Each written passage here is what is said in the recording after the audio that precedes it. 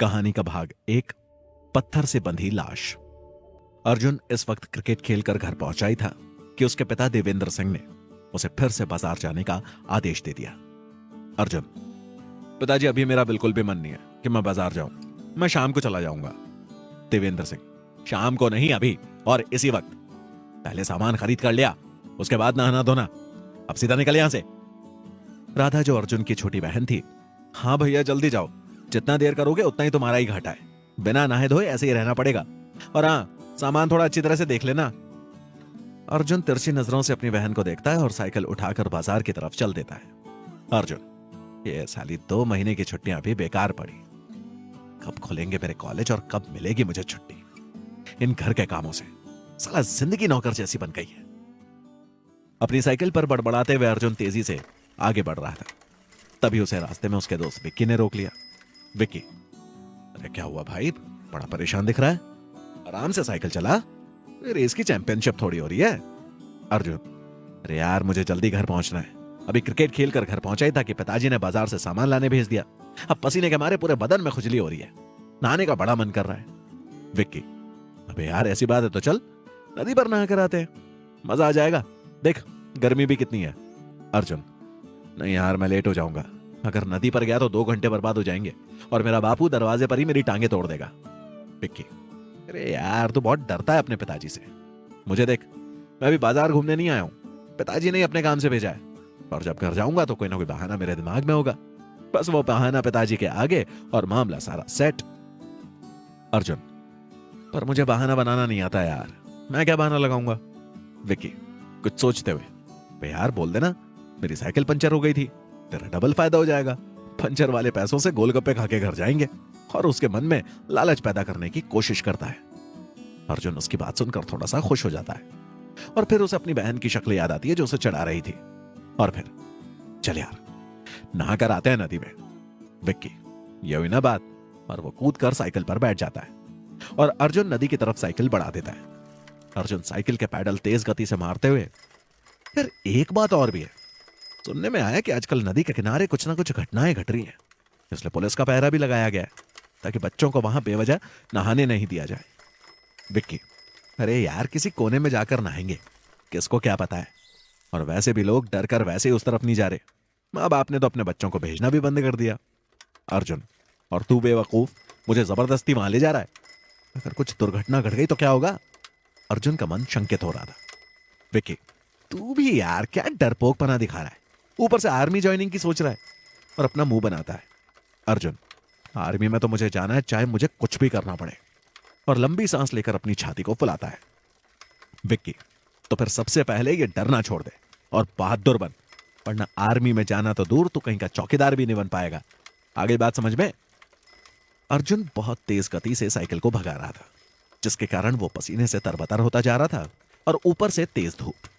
विक्की: आराम से चल, इतनी भी क्या जल्दी है? पर अर्जुन उसकी नहीं सुनता और अपनी पूरी ताकत से साइकिल चलाता रहता है। और कुछ ही समय बाद वो दोनों नदी के किनारे पहुंच चुके थे और तब अर्जुन ने गहरी और लंबी सांस ली। नदी के पास के जंगल से साए साए की आवाज आ रही थी। सन्नाटा तो वहां इतना था कि उन दोनों को दिन में भी एक बार अजीब सा महसूस होने लगा। विक्की: यार, यहां आकर तो मुझे भी डर लगने लगा है। मन कर रहा है अभी लौट चले। वाकई में यार, दूर दूर तक कोई नहीं नजर आ रहा। ऐसा भी क्या हो गया यहाँ, जो लोग इतना भय से कांप रहे हैं नदी की तरफ आने से? और अर्जुन के चेहरे की तरफ देखता है। अर्जुन दूर तक अपनी नजर दौड़ाता है कि शायद कोई नजर आ जाए, पर उसे दोनों तरफ कोई भी नजर नहीं आता। अर्जुन: चल छोड़ यार, हम जिस काम के लिए आए हैं अपना वही काम करते हैं। और फिर दोनों फटाफट अपने कपड़े उतार कर नदी में जंप कर जाते हैं। और फिर दोनों नदी के पानी में एंजॉय कर रहे थे, इधर से उधर बड़े आराम से तैर रहे थे।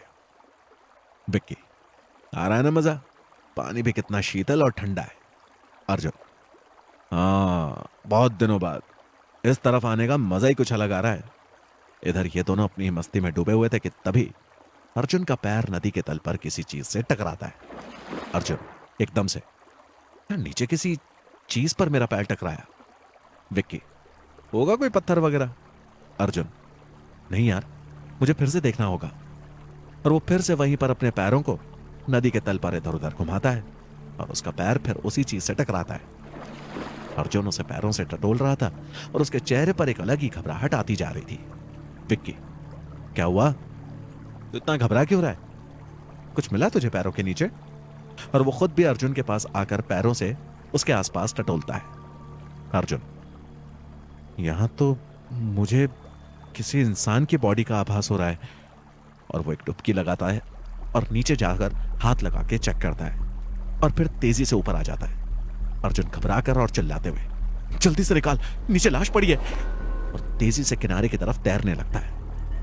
विक्की, जो खुद भी टटोलने लगा था, जाने कैसे उसका पैर एक रस्सी में उलझ जाता है, जिस कारण वो किनारे की तरफ जाने में असमर्थ हो जाता है और उसका बैलेंस बिगड़ने की वजह से वो एक पल को नदी में अपना बैलेंस खो देता है।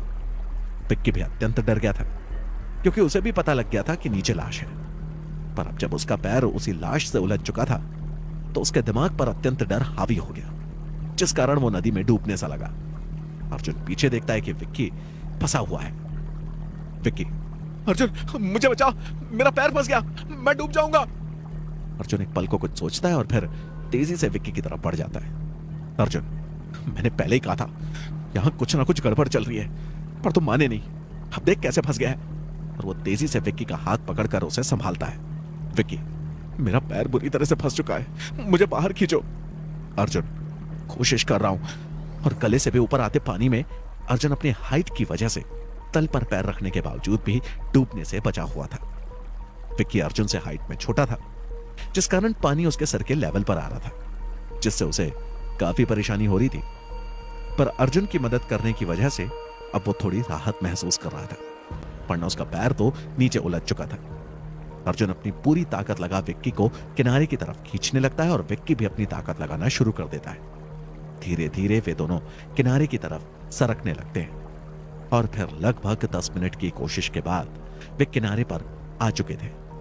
और जब वे दोनों किनारे पर पहुंचे, विक्की के पैर से उलझी हुई चीज की तरफ उनकी नजर जाती है तो वो डर कर कांपने लगते हैं। विक्की का पैर लाश के ऊपर बंधी रस्सी के अंदर डल गया था और उसमें से निकला एक हड्डी का टुकड़ा उसके आगे फंस चुका था, जिसके कारण पैर वापस पीछे नहीं जा रहा था। विक्की और अर्जुन एक पल को तो डर के मारे अपना मुंह फेर लेते हैं और विक्की जोर जोर से अपना पैर हिलाकर निकालने की कोशिश करता है, पर किसी भी हालत में सफल नहीं हो पाता। विक्की, जल्दी से छोड़ा मुझे भाई, वरना मैं बुरी तरह फंस जाऊंगा। अर्जुन लाश की तरफ देखता है, जो कई जगह से कट फट गई थी। मछली के खाने की वजह से जगह जगह हड्डी नजर आ रही थी। कई छोटी मछलियों ने शायद उसके अंदर घर भी बना लिया था, जो अब निकल निकल कर भाग रही थी। अर्जुन, रुक, तेरा पैर रस्सी में फंसा हुआ है, आराम से। और फिर अर्जुन उस रस्सी को पकड़कर ऊपर खींचता है और उस निकली हुई हड्डी को पैर से दूसरी तरफ मोड़ता है। विक्की तेजी से अपना पैर बाहर खींच लेता है। अब दोनों दोस्त किनारे पर खड़े थे और उस लाश को देख रहे थे। अर्जुन, किसकी होगी ये लाश और किसने फेंकी होगी यहां पत्थर से बांधकर? विक्की, चल छोड़, जो भी है फटाफट कपड़े पहन और यहां से निकल चलते हैं। अर्जुन, ठीक बात है। और दोनों तेजी से अपने कपड़े पहनते हैं और एक बार फिर लाश को देखते हैं, पर तभी विक्की की नजर उनके हाथ में पहनी अंगूठियों की तरफ चली जाती है, जो फूल कर मोटी हो गई उंगली में धंस चुकी थी और बिल्कुल भी साफ नहीं दिख रही थी। विक्की, यार अर्जुन, उसके हाथ में शायद सोने की अंगूठी है, वो भी हीरे जड़ी। चल देखते हैं। अर्जुन, बेवकूफी मत कर, चुपचाप निकल, चल, आई बात समझ में?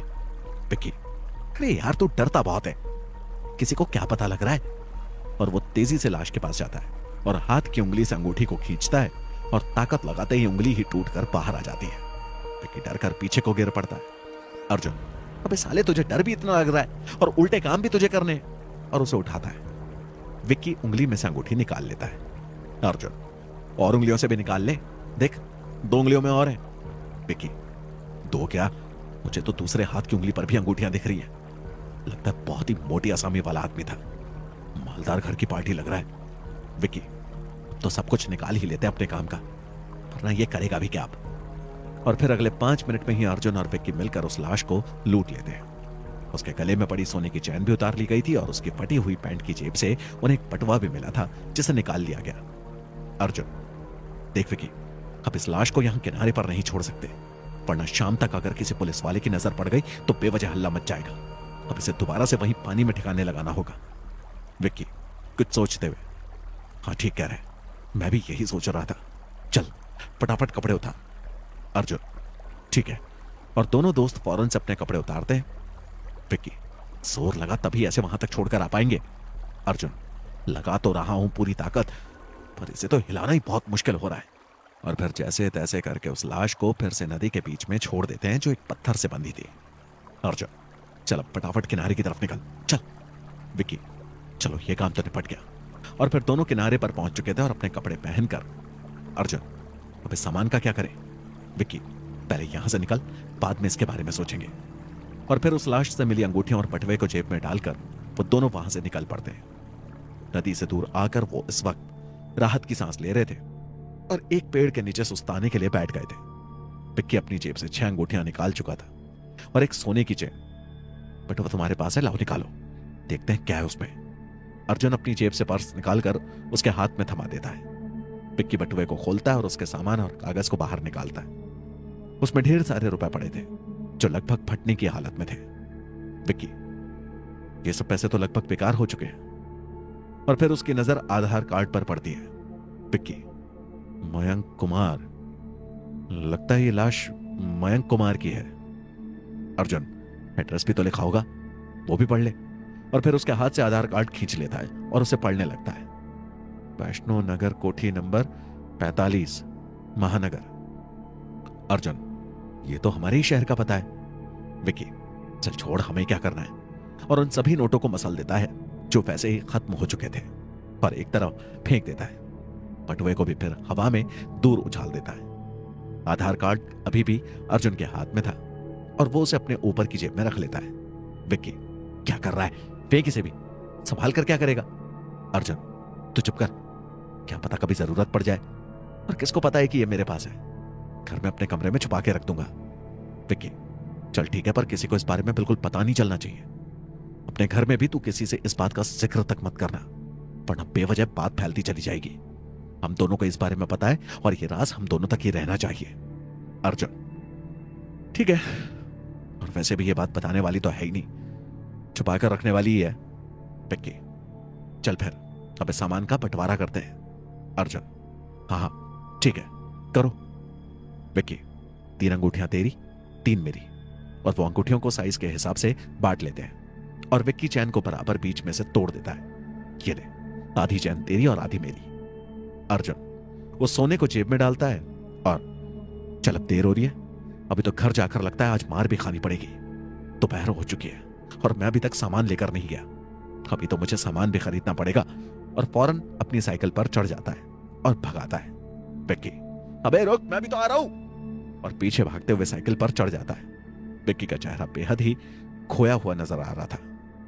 अर्जुन विक्की को रास्ते में उतारकर जल्दी जल्दी घर का सामान खरीदता है और बहुत ही स्पीड से घर की तरफ बढ़ जाता है।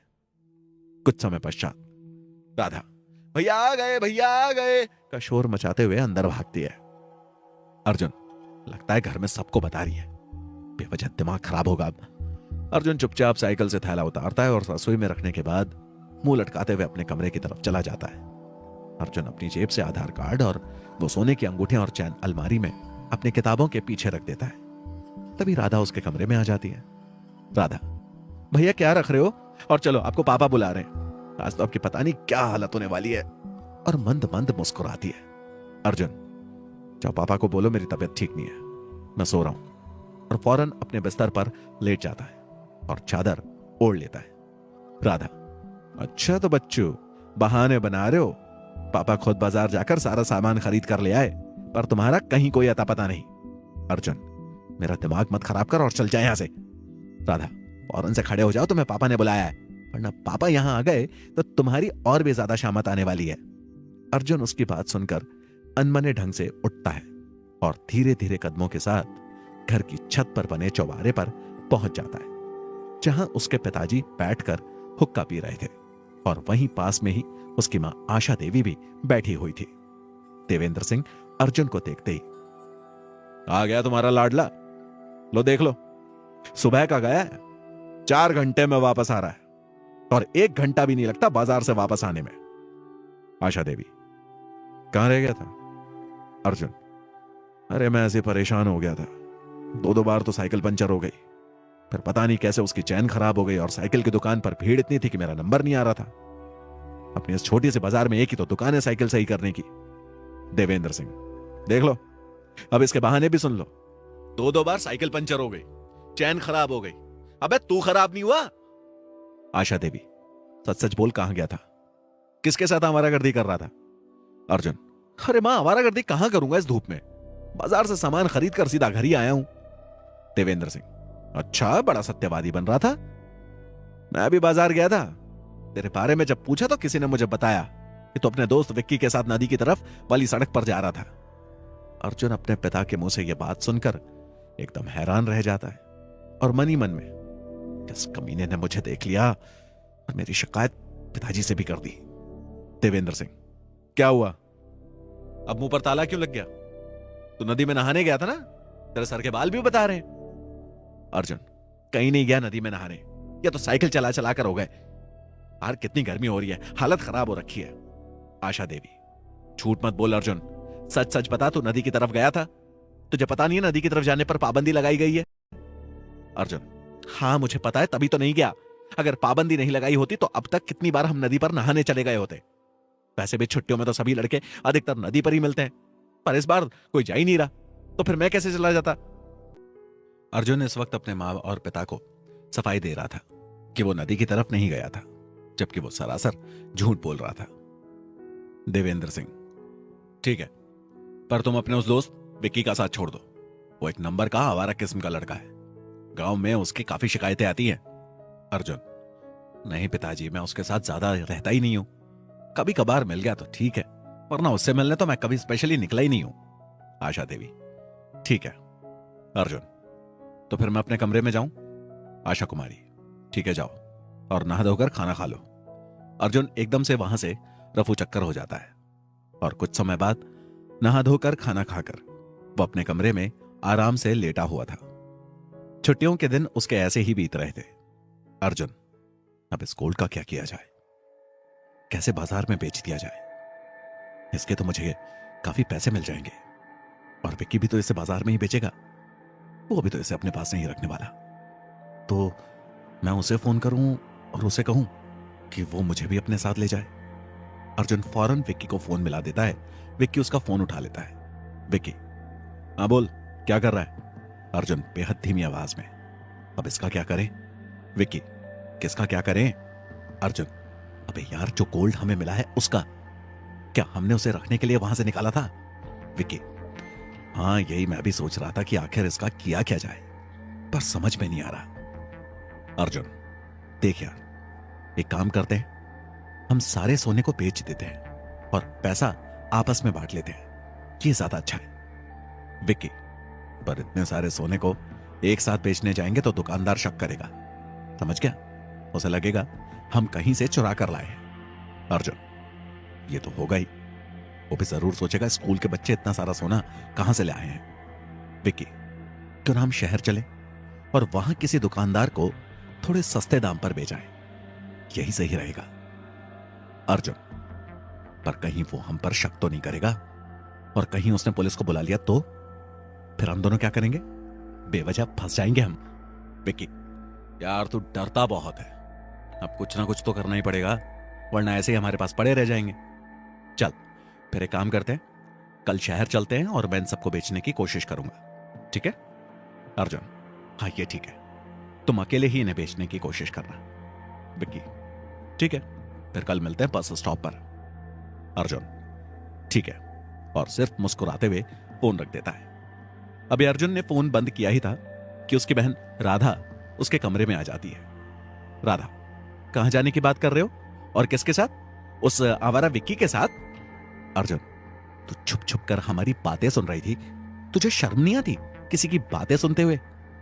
राधा, अच्छा रुको, मैं अभी पापा को बताती हूं कि कल तुम विक्की के साथ शहर जा रहे हो, फिर देखो कैसी महाभारत होती है अभी तुम्हारी। अर्जुन, मैं किसी के साथ कहीं नहीं जा रहा हूं, समझी तुम? फालतू की शिकायत करने की कोई जरूरत नहीं है। राधा, ठीक है, कल मैं देखूंगी तुम कहां जाते हो, और वहां से चली जाती है। रात को अर्जुन गहरी नींद में सोया हुआ था और तभी उसे नदी के दृश्य दिखने लगते हैं। उसे फिर से वही लाश दिखाई देती है। लाश धीरे धीरे ठीक हो रही थी। उसके कटे फटे अंग फिर से आपस में जुड़ रहे थे। नदी में उसकी आंखें एकदम से खुल जाती हैं और देखते ही देखते वो एकदम तंदुरुस्त इंसान में तब्दील हो गया था। फिर वो लाश धीरे धीरे चलती हुई नदी से बाहर आ गई थी। पर इस वक्त वो लाश नहीं, एक जीता जागता इंसान लग रहा था। फिर वो लाश उस नदी के किनारे किनारे चल पड़ती है और चारों तरफ नजर डालने लगती है। अर्जुन की नींद एकदम से खुल जाती है। वो उठकर बैठ जाता है। वो उठकर लाइट जलाता है और जग में रखे पानी को ग्लास में डालकर पीता है और अपने आप से कहता है, क्या था ये सपना? मुझे तो नदी की वही लाश नजर आ रही थी। उसके होठों पर हल्की सी मुस्कान आती है। आज पहली बार सपने में मरे हुए इंसान को जिंदा होते हुए देखा। अर्जुन अपने कमरे में चारों तरफ नजर दौड़ाता है और अपने दिल के भय को दूर करने की कोशिश करता है।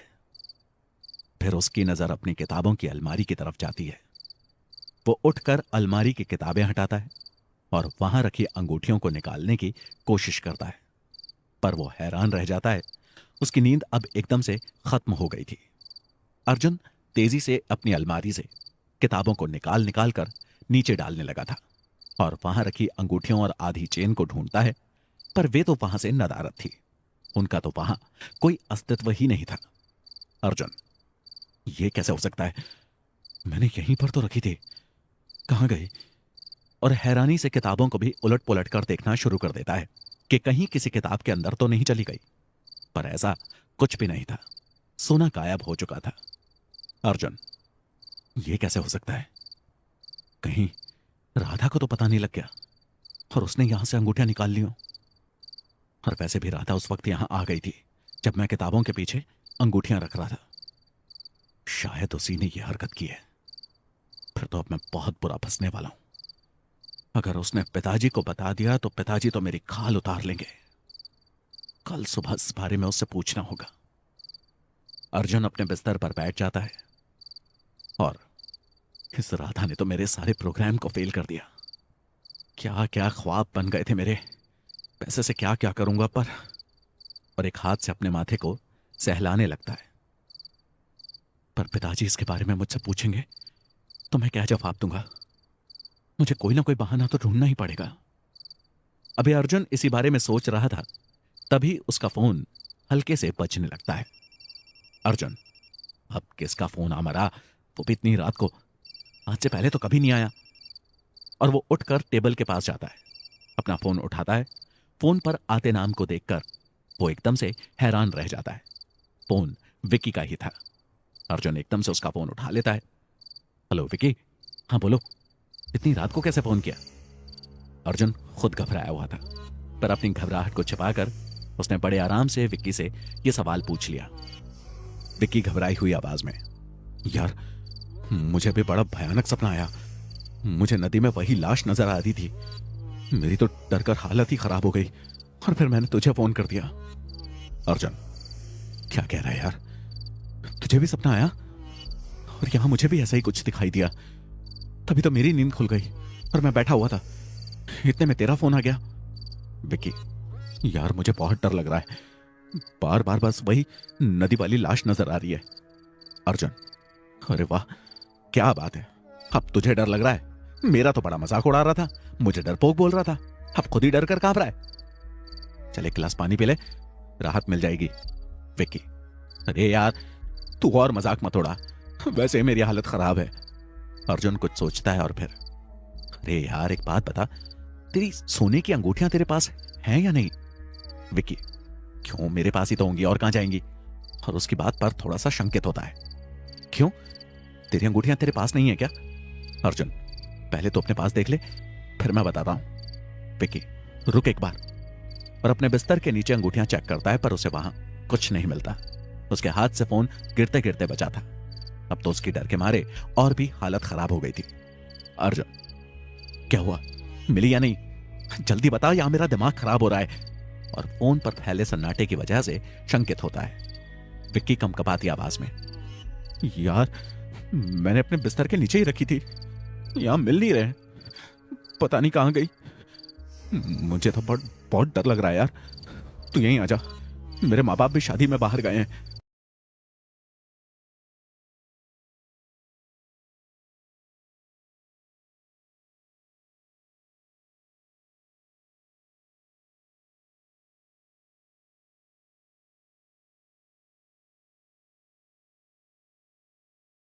मैं घर पर बिल्कुल अकेला हूं। अर्जुन, अच्छा, तेरे घर में कोई नहीं है? इसलिए तो आज दिन में मुझे नदी पर ले गया था नहाने के लिए। और चुप कर साले, इतनी रात को मैं वहां कैसे आ सकता हूं? चुपचाप मुंह ढक के सो जा। और अपने डर पर काबू पाते हुए हंसता है। विक्की, तुझे हंसी आ रही है या मेरी जान निकली जा रही है? और ये तो बता, तेरी अंगूठियां और वो आधी चेन तेरे पास है या नहीं? जल्दी से बोल यार।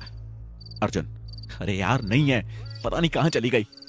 मुझे तो लगता है मेरी बहन राधा उठा ले गई। उसने मुझे रखते हुए देख लिया था शायद। विक्की, तेरे यहां से तेरी बहन ने उठा लिया होगा, तो मेरे यहां से किसने उठा लिए? मैं तो बिल्कुल अकेला हूं। मुझे तो कुछ गड़बड़ नजर आ रही है। और वो लगभग चिल्लाते हुए बोलने लगा था। अर्जुन, तो एक काम कर, बैठकर हनुमान चालीसा पढ़ना शुरू कर दे। अब तेरे पास सुबह तक यही काम है। विक्की, ये बढ़िया आइडिया दिया तूने, यही करता हूं। पर तू फोन बंद मत करना यार, ऐसे ही चलने दे। 4-5 घंटे बाद उजाला हो ही जाएगा। अर्जुन, जो खुद डरा हुआ था और चाहता था कि कुछ ऐसा हो जाए जिससे उसका डर थोड़ा कम हो जाए, इसलिए उसने भी फोन चालू रहने दिया और दोनों जने बैठकर हनुमान चालीसा पढ़ने लगे। पर थोड़ी ही देर बाद अर्जुन अपने बिस्तर पर लेटकर सो चुका था। अगले दिन सुबह उठते ही सबसे पहले उसने अपने फर्श पर पड़ी किताबों की अलमारी को सेट किया और फिर अपने दैनिक कार्य पर व्यस्त हो गया। राधा, क्या हुआ भैया, आज क्रिकेट खेलने नहीं जा रहे? अर्जुन, नहीं, आज सोच रहा हूं आराम से घर पर ही रहता हूं। राधा, ये तो बड़ी अच्छी बात है, तो फिर घर के कामों में तुम मेरा हाथ बटा सकते हो। अर्जुन, माँ बापू कहां गए? राधा, खेत में चले गए। अर्जुन, इतनी जल्दी? क्यों, आज कोई खास कारण है? राधा, हाँ, आज बापू खेत में हवन करवा रहे हैं ताकि अच्छी फसल हो। थोड़ी देर बाद हमें भी जाना है। अर्जुन, पर मम्मी पापा ने मुझे तो इस बारे में कुछ नहीं बताया, और थोड़ा सा इस बात को लेकर हैरान सा होता है। राधा, तुम ध्यान ही कहां देते हो उनकी बातों में, और उनके सामने भी कब जाता है, जब देखो कहीं ना कहीं गायब ही रहता है, इसलिए शायद बताना भूल गए हो। अर्जुन, ठीक है, फिर मैं भी जल्दी से तैयार हो जाता हूं, फिर तुझे ले चलूंगा। राधा, नहीं, तुम अकेले ही जाओ, मेरे साथ मेरी सहेलियां जा रही हैं, मैं उनके साथ ही जाऊंगी। अर्जुन, ठीक है फिर। और फिर वो तैयार होने लगता है खेत में जाने के लिए। तभी उसके दोस्त विक्की का फोन आ जाता है। अर्जुन, अब ये किस लिए फोन कर रहा है? लगता है अभी तक डरा हुआ होगा। और फिर मुस्कुराते हुए फोन उठा लेता है। विक्की, अबे कहां मर गया था जो इतनी देर में फोन उठा रहा है? कब से फोन मिलाने की कोशिश कर रहा हूं, पर लग ही नहीं रहा था। क्या फोन बंद करके रखा हुआ था? अर्जुन, अरे नहीं यार, फोन तो चालू था, शायद टावर नहीं आ रहे होंगे। हाँ बोल, क्या काम है? विक्की, क्या काम है तुझे नहीं पता? रात को क्या हुआ था तू तो बिल्कुल भुलाए बैठा है। भूल गया कि रात में कितना भयानक सपना आया था, और वो नदी वाली लाश नजर आई थी, और फिर हमारी अंगूठियां गायब हो गई थी। तू भूल गया क्या? अर्जुन, अरे हाँ यार, याद तो है, पर अब करें क्या जब सब कुछ गायब हो गया है? तो भूल जाओ सब बातों को। विक्की, ठीक है, सब बातों को भूल जाएंगे, पर यह तो पता लगाना पड़ेगा ना कि अंगूठियां आखिर चली कहां गई। तेरे पास से भी गायब हो गई और मेरे पास से भी। ये तो सोचने वाली बात है, और इसका पता तो लगाना ही होगा। अर्जुन, हाँ यार, ये तो तूने एकदम ठीक कहा, पर यह खतरनाक काम होगा, इसलिए मेरा अंगूठियों के पीछे जाने का कोई मन नहीं है। विक्की, अरे यार तू डर मत, जो होगा देखा जाएगा, पर इस बात की खोज तो करनी होगी, आखिर हमारे हाथ आया माल कहां चला गया। कम से कम 2-2.5 लाख का माल था, सब हाथ से चला गया। अब कम से कम उसकी खोज खबर तो करनी होगी। अर्जुन, ठीक है, कर लेंगे खोज खबर, पर अभी तो मैं खेत में जा रहा हूं, वहां हवन करवा रहे हैं पिताजी, तू भी आ जा। विक्की, ठीक है, फिर पहले खेत में चलते हैं, और फिर वहां से इस बात का पता लगाने निकलेंगे कि आखिर सब अंगूठियां और चैन कहां चली गई। अर्जुन, ठीक है, फोन रख। फिर फोन रख दिया जाता है। राधा, किन अंगूठियों की बात हो रही है? और तिरछी नजरों से अपना काम करते हुए उसकी तरफ देखती है। अर्जुन, तो फिर हमारी बातें सुन रही है, और थोड़ा नाराज होता है। राधा, अब तुम घर में बैठकर बात करोगे तो सुनाई तो देगा ही। या फिर हम अपने कानों में रुई डालकर घर में बैठना शुरू कर दें? अर्जुन, अच्छा अच्छा ठीक है, मैं खेत पे जा रहा हूं, तुम भी आ जाना। और तेजी से घर से निकल जाता है। इस वक्त साइकिल चलाते वक्त अर्जुन का दिमाग भी अब नदी वाली घटना की ओर ही मुड़ चुका था और उसे रात वाले ख्वाब नजर आने लगे थे। अंगूठियों के गायब होने की घटना ने उसे भी अब परेशान करना शुरू कर दिया था। अर्जुन, आखिर कहां चली गई होंगी अंगूठियां? ऐसे कैसे हवा में गायब हो गई? विक्की ठीक कहता है, इस बात की जांच तो करनी पड़ेगी। कुछ तो है जो हमारी समझ में नहीं आया। मुझे तो यह भूत प्रेत का चक्कर नजर आ रहा है। पहले हमें नदी के दृश्य दिखाई दिया और फिर हमारी अंगूठियां गायब हो गई जो हमने लाश की उंगलियों से उतारी थी। और ऊपर से नदी के किनारे भी आजकल कुछ बुरी घटनाएं घट रही हैं। कईयों को तो वहां कुछ अजीब सी घटनाओं का अनुभव हुआ है। लोग उस तरफ जाने से डरने लगे हैं। कहीं इसका कारण यही लाश तो नहीं जो कल हमें नदी में मिली? हाँ, ऐसा ही होगा। फिर तो हमें पुलिस को इस बारे में बता देना चाहिए ताकि पुलिस वाले उसे वहां से निकाल सकें और विधि विधान पूर्वक उसे जला सकें। तभी उस एरिया पर आया संकट दूर होगा। और फिर अर्जुन सोचते सोचते अपने खेत के पास पहुंच चुका था जहां उसे एक पेड़ के नीचे विक्की खड़ा मिल जाता है। अर्जुन को वहां आया देख वो भी उसी के पास आ जाता है। अर्जुन, बड़ी जल्दी आ गया तू, मुझे तो लगा मेरे बाद पहुंचेगा। विक्की, अरे यार, घर में अकेले बोरियत हो रही थी इसलिए सीधा निकल आया, सोचा यहीं तेरा इंतजार कर लूंगा। अर्जुन, चल फिर। और साइकिल को वहीं पेड़ के नीचे खड़ी करके दोनों जने खेत में हो रहे हवन की तरफ बढ़ जाते हैं। गांव के सब लोग वहां थे। एक तरफ पकवान बन रहे थे, एक तरफ बच्चे बेवजह शरारत करने में लगे पड़े थे। और तभी उसे अपनी बहन अपनी सहेलियों के साथ वहीं बैठी नजर आती है और वो एकदम से हैरान रह जाता है। अर्जुन, अरे यार, मेरी बहन मुझसे पहले यहां कैसे आ गई? ये तो अपनी सहेलियों के साथ बाद में आने वाली थी। और वैसे भी मैं साइकिल से आया हूं, ये तो यहां अपनी सहेलियों के साथ बैठी मस्ती कर रही है। अर्जुन पीछे मुड़कर, अरे यार कुछ तो बोल, और हैरान रह जाता है। उसके पास तो कोई खड़ा ही नहीं था। विक्की जो भी खेत के बाहर से उसके साथ पैदल चलकर अंदर आया था, अब उसे कहीं नजर नहीं आता। वो अपने पीछे बड़े ध्यान से देखता है पर उसे वाकई में कोई नजर नहीं आ रहा था। वो फिर तेजी से सामने देखता है पर अब सामने भी कोई हवन नहीं हो रहा था, कोई बच्चे नहीं खेल रहे थे और ना ही कहीं उसकी बहन बैठी नजर आ रही थी अपनी सहेलियों के साथ।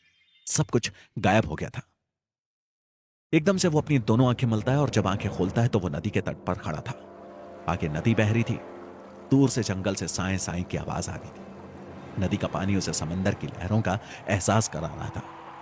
अर्जुन डर कर कांप उठता है, उसकी सांस थम जाती है, पूरा चेहरा पसीने से भर उठता है। वो भागने के लिए एकदम से पीछे मुड़ता है और किसी से बड़ी जोर से टकरा जाता है और हड़बड़ी में उठने की कोशिश करता है। विक्की, अबे क्या कर रहा है? नाक तोड़ दी तूने मेरी, इतना पागलों की तरह क्यों टकराया है मुझसे? और विक्की जमीन पर बैठकर अपनी नाक को सहलाने लगता है। अर्जुन तो वहां से भागने वाला था पर विक्की की आवाज सुनकर हैरान रह जाता है।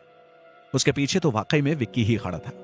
वो लंबी लंबी सांसें लेने लगता है और फिर से सामने देखता है। वाकई में आगे उसके माता पिता हवन कर रहे थे। गांव के कई लोग आसपास बैठे थे। उसकी बहन अपनी सहेलियों के साथ बिजी थी, दूसरी तरफ बच्चे खेल रहे थे और एक तरफ वाकई में खाना बन रहा था। विक्की, अबे उठा तो दे, कम से कम चक्कर आ रहे हैं मुझे, इतनी जोर से मुझसे टकराया तू। और अर्जुन को कोसने लगता है। अर्जुन फौरन उसे खड़ा करता है और उसकी बाजू को कसकर पकड़ लेता है। वो बेहिसाब डर चुका था और अब विक्की को मजबूती से पकड़कर ये एहसास करने की कोशिश कर रहा था कि वाकई में वहां पर वो है या ये उसका भ्रम है। उसकी निगाहें चारों तरफ लोगों को देख रही थी। उसके कान उनकी आवाजों को सुनने का प्रयास कर रहे थे जो उसे अब स्पष्ट सुनाई दे रही थी। सब कुछ क्लियर था, सब कुछ समझ में आ चुका था। यह वास्तविकता है और जो उसने देखा वो वास्तविकता नहीं थी, वो एक भ्रम था जो उसके दिमाग ने उसे दिखा दिया था। और उसके समझ में नहीं आ रहा था कि दिन के इस उजाले में वो भ्रम का शिकार कैसे हो गया, वो भी सेकंडों के हिसाब से।